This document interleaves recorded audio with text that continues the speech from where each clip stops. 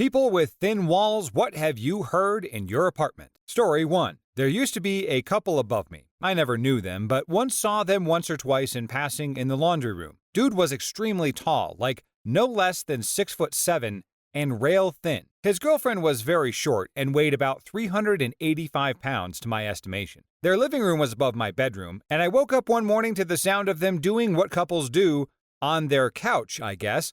The mental image of these two getting it on was enough to make me want to move to the living room, but of course my curiosity got the better of me. It was nothing out of the ordinary at first, but then it got weird. She was being very loud and obviously enjoying herself. Then she started making pig noises, like really loud snorting pig noises while she was getting it on. This is when I started wondering if what I was hearing was real or if it was a dream. This goes on long enough for me to slowly start pulling the covers up over my head, and the dude finishes, and at the top of his lungs starts going, "Hooah!" for a solid minute. I heard their couch or futon or whatever they were doing it on start creaking, and then I heard some footsteps. I thought they were done. Then the dude starts loudly singing, "Take me out to the ball game, take me out to the crowd." He sings the entire song. Very well, actually, I was impressed. He even sang that second verse that nobody ever remembers. I've lived in apartments for most of my life, and hearing couples get it on isn't out of the ordinary, but not exactly common either. This was by far the weirdest one I'll probably ever be subjected to. Imagining the physical dynamics of this couple doing it just seems bizarre. I feel like with how rail thin the dude was, that he was at the most risk of a Frisky-related injury, and that would be an awkward trip to the ER and a conversation with the doctor. Aside from the potential of him breaking his bones, it seems like they have a pretty healthy relationship at least, and know how to have fun. Story 2. I actually manage an apartment complex where my office is surrounded by a one-bedroom unit. The building is old and the walls are thin. The tenant that used to live in the unit was a pretty quiet man, but would frequently sing beautiful opera music. His voice was amazing, and I loved it every time I heard him sing. Then one time I saw him in the halls and made the mistake of asking if he was the one who sang those beautiful opera songs. His face turned red, but he confirmed that it was him. I told him that I always enjoyed when I heard him sing, and it would always brighten my day. Never should have said anything because I never heard him sing again. Story 3. The way my old apartments were laid out, the neighbor's bedroom was right next to my kitchen and dining room. One night I hear them doing it. Thin walls are thinner when the bed is hitting the wall while I was fixing dinner. I just turned up the music and continued on with my life, and 2 hours later I was cleaning up, doing dishes, and generally tidying up when I heard the familiar thump thump thump of doing it. I think it's good for them to bag up the trash to take out.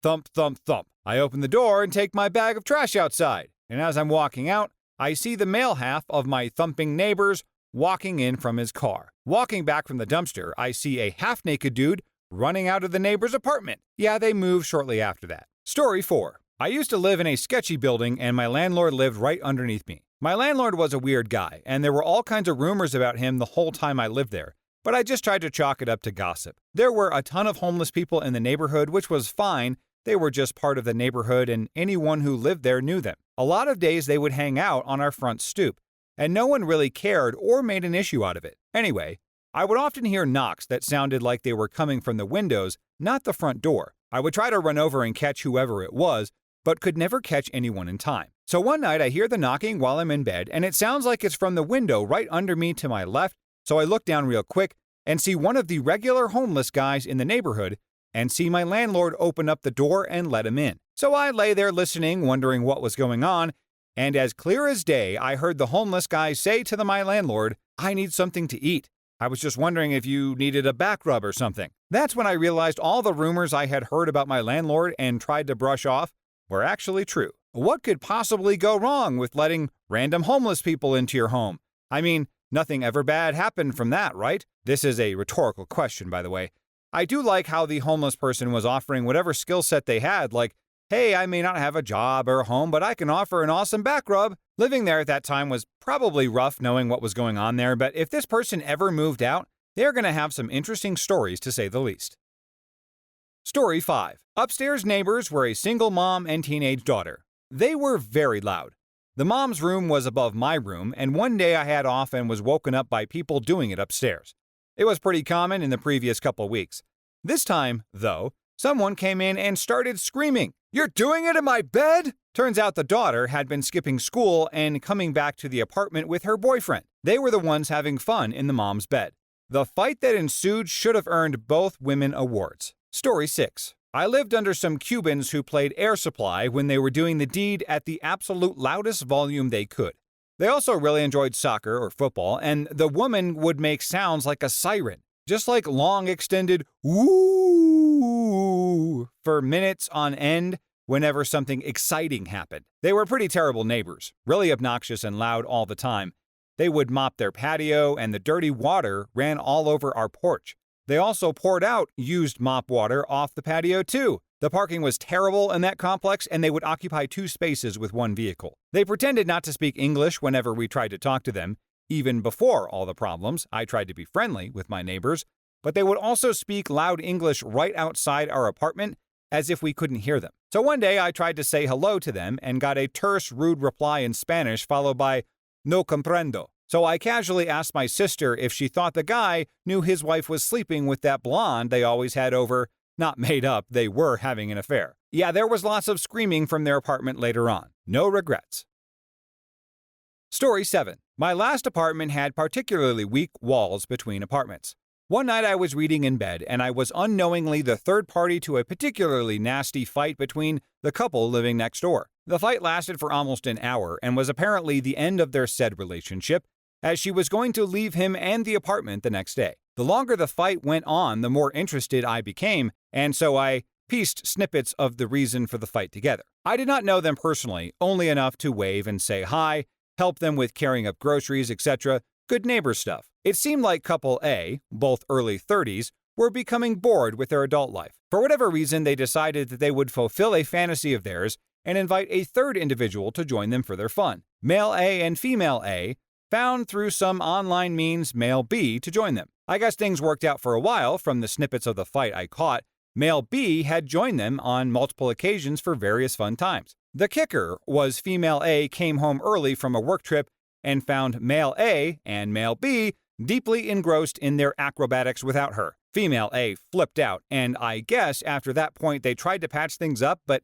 she caught both of them on 2 other occasions, the latest being the night before fight night that I was unashamedly listening to. Neither neighbor would hold my gaze for long the next morning. I think they were too embarrassed or ashamed to ask if I'd heard anything and presumed I heard it all. I even offered to carry a box of stuff that she was lugging out of her apartment. Remember? Good neighbor. She mumbled something and said no. He was packed, moved out, and gone a week later. Needless to say, it was the most interesting thin-walled apartment experience I have had the vicarious pleasure to be a part of. That sure sounds like a delicate love triangle for sure. They obviously knew that everything would be heard through the thin walls, but at some point you just don't want to care and have to carry on with your frisky threesome. I don't know how they expected it to turn out, because it seems like this outcome is true for 95% of all people who try to add a third person into the relationship or marriage. Jealousy is always going to prevail.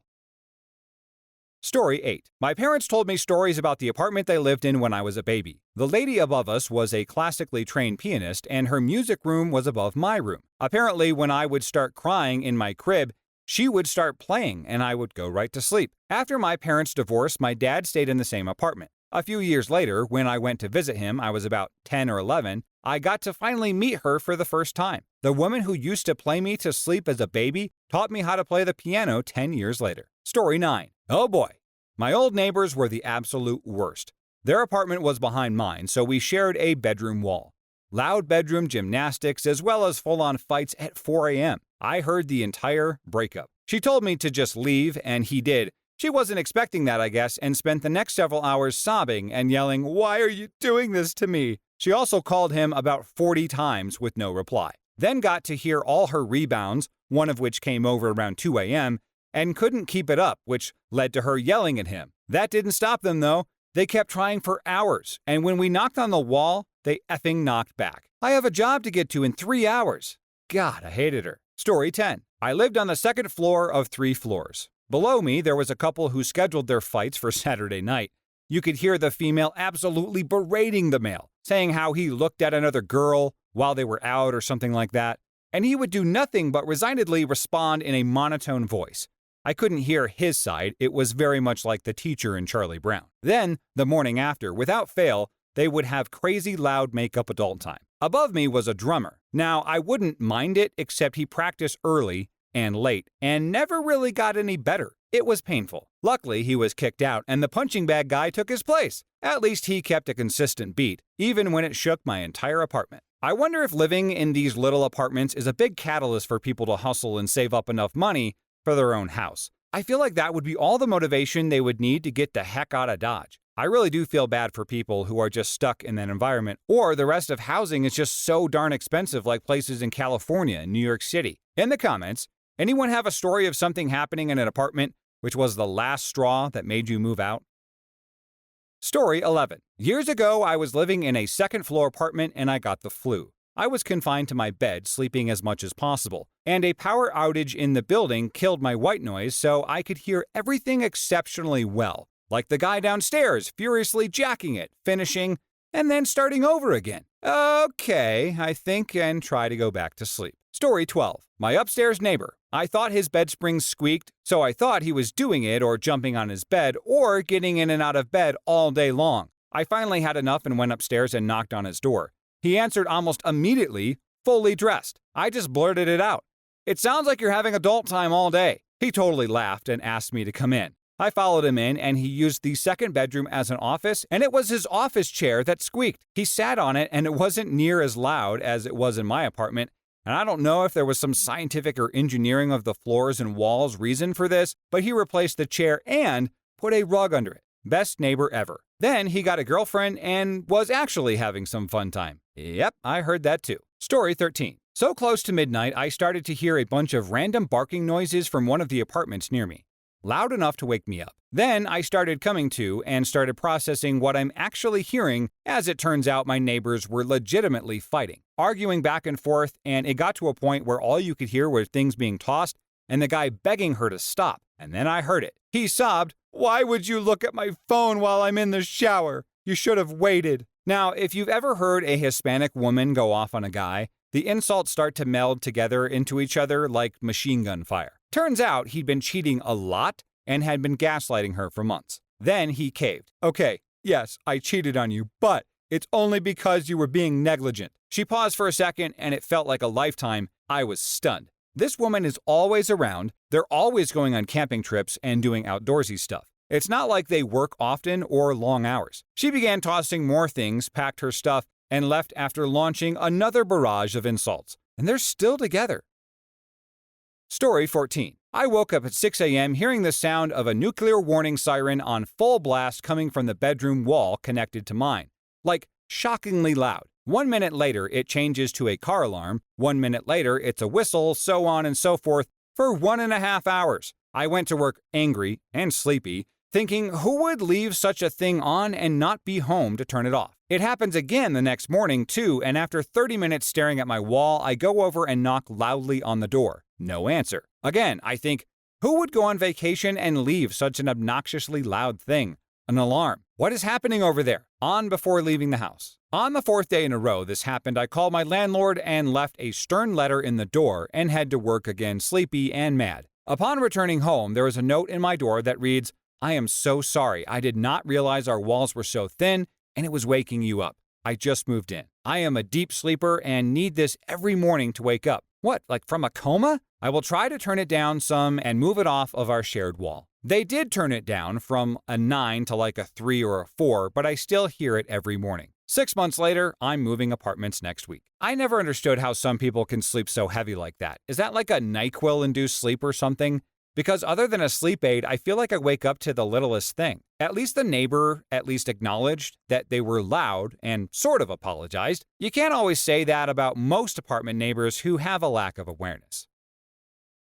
Story 15. New duplex neighbor Mark, freshly divorced white guy in IT that kept to himself. These are studio apartments, so just one big room. Now, I don't watch TV, so I lead a pretty quiet life. So Mark's life became fascinating. Didn't talk to him other than the initial greet where he said he begun learning the guitar, as men in that situation do. I heard Abstract 7 Nation Army on repeat, sometimes with strange voices you only use in private, like a Jamaican Kermit the Frog, sometimes cursing at himself, and sometimes just a couple ill-timed plucks in between intervals of crying, ranging from small sniffles to a couple heavy, soul-shredding, throat-straining animal cries. I would see him taking out the trash and feel like I knew him. I could hear his calls to his mom, to his friends, exaggerated and followed by long sighs, to his lawyer, defeated and broken, and I heard his pizza order, his views on ref calls, his own rendition of a cooking show when he would describe wetting a paper towel and wrapping leftover pizza in before microwaving it.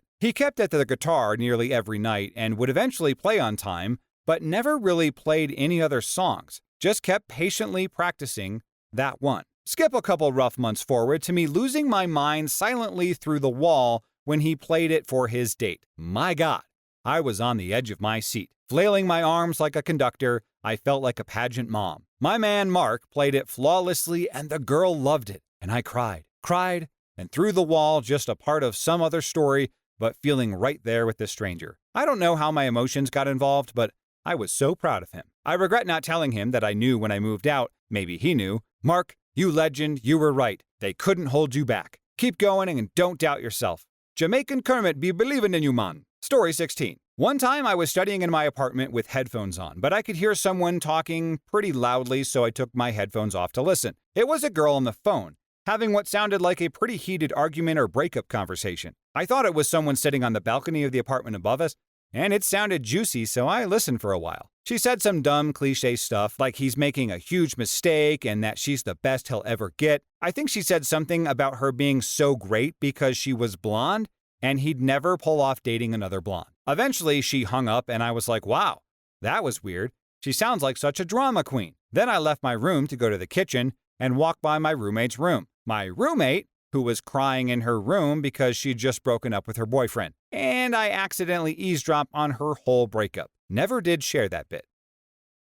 Story 17. Many years ago, when I was first married, we had no money for a honeymoon except for a weekend at the cheapest motel in the smallest town on the coast. This place must have been built in the 1960s, single floor, crappy features. But we were young and it was cheap, and we would have fun just about anywhere in those days. So we get into the room and realize that we can hear the neighbors' conversation and their TV. Totally predictable. We go to dinner, come back to the room, and now it's nighttime and we're getting showered, flirting with each other, killing some cheap wine. But before we get into bed, we heard from the other side of the wall a noise that sounds like a donkey braying. Seriously.